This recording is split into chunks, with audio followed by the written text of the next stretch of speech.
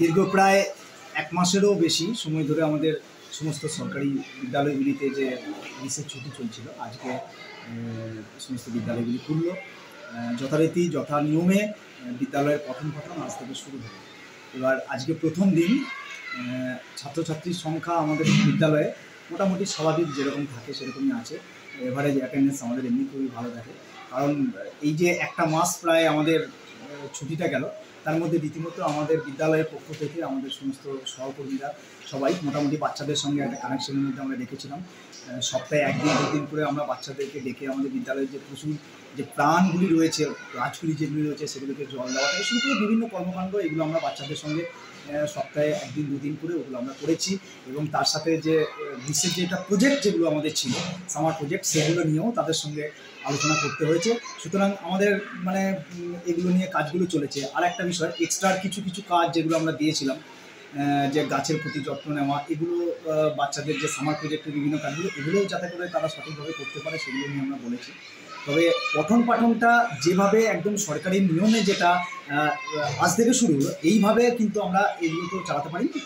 কিন্তু আমার যেটা মনে হয় যে এবার এই সময়টাতে যে আজকের দিনটাতে স্কুলটা খুললো, এটাতেও কিন্তু এখনও তীব্র একটা জ্বালা ভাব, কিন্তু গ্রীষ্মের যে জ্বালা ভাব সেটা কিন্তু আমার মনে হচ্ছে যে গত কাল পরশু থেকে আবার বিশেষ করে স্কুল খুললো বলে জানি না কি জানি এটা শুরু হলো 30 ডিগ্রির উপর। হ্যাঁ, এই সময়টাতে যেটা যদি মর্নিং করা যায় খুব ভালো হয়, কারণ সত্যি টিকতে পারা যাচ্ছে না আমাদের স্কুলগুলোতে। যদিও ফ্যানের ব্যবস্থা রয়েছে, কিন্তু ছোটো ছোটো বাচ্চারা আজ থেকে স্কুলটা করলো, তাতে কিন্তু গরম কমেনি একটু। কিন্তু আমাদের ছুটিটার সমাধান নয়, সকালে স্কুল হোক, তাহলে কিন্তু আর ছুটি এতটা দীর্ঘায়িত না হলে আমার পক্ষে, আমার ব্যক্তিগত মতামত এটা, আমাদের টিচারদের সঙ্গে কথা বলে ছুটি একটু যদি কমানো যায়, সকালে স্কুল হোক, একটু সামনে পরীক্ষা আছে, সিলেবাস আছে অনেকটা বড়। এবার ধরুন প্রায় 1 মাসেরও বেশি 32-33 দিন ছুটিটা থাকলো, একটা নির্দিষ্ট সময়ের মধ্যে যে আমাদের সিলেবাস কারিকুলাম এগুলো তো শেষ করতে হয়।